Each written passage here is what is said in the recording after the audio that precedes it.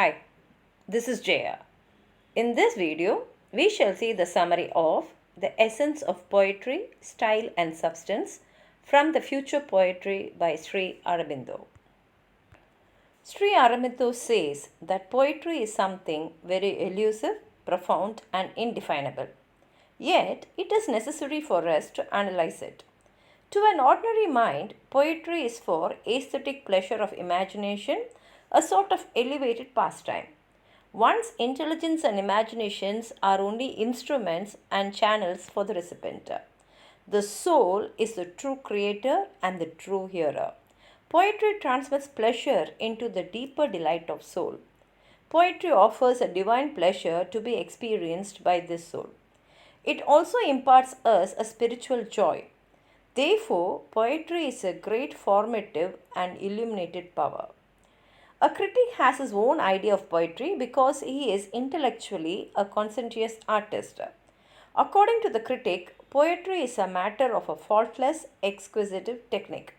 But even a deficient execution cannot prevent a gifted poet from creating great poetry because the technique occupies a smaller field in poetry. The high poetry always transcends the laws of technique.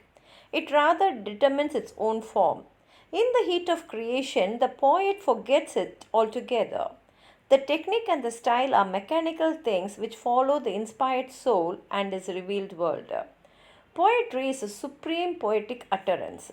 Since the rhythmic words of a poet are loaded with the power of his spirit, his poetry becomes the highest form of speech. The pure spiritual joy which enters into words make poetry intensively indefinable. In that state of spiritual excitement, a poet exposes his vision. Poetry tries to express something which is beyond the appearance of objects. An ordinary speech is different from a poetic speech.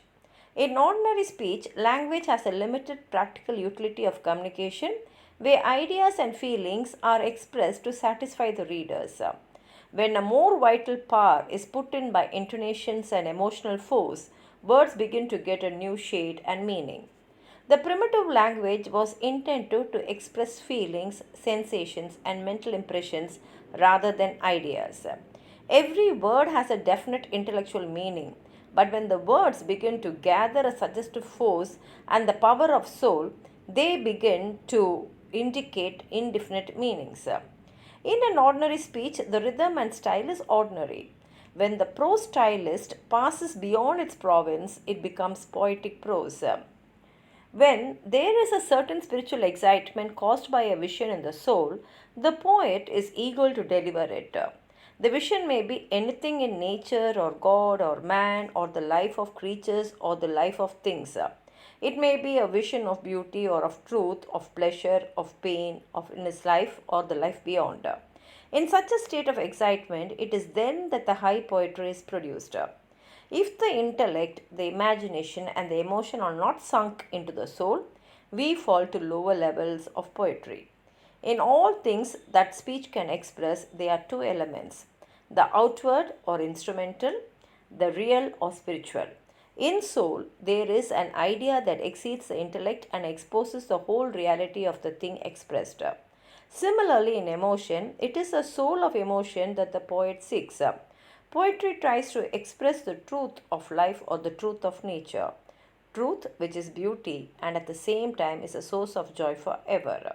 Poetry gives delight to the soul in the discovery of its own deeper reality.